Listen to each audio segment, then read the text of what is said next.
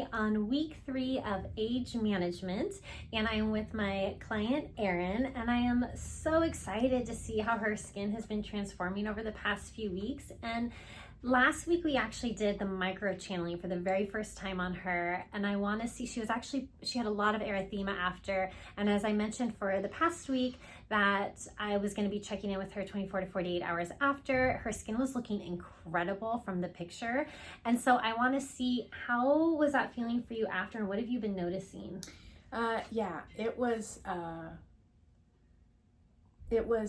not painful or anything afterwards, and I would say within 2 days it feels, I feel like it actually reduced some of the redness.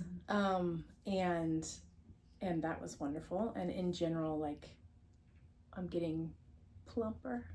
In like the So, best yeah. of ways. In the right, in some good ways, the best ways on my face, but yeah, for sure. Yeah, and that's, I'm kind of seeing some of that too. I'm seeing a softness in the pinkness in her skin.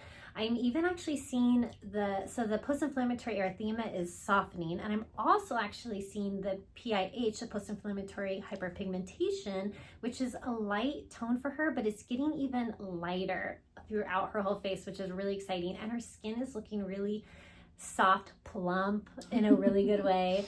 And what about your home care routine? Yeah, it's been great. I've been keeping up with it really well. I really actually enjoy the LED mask, and I find that as a little break time. I do some meditation while I wear that.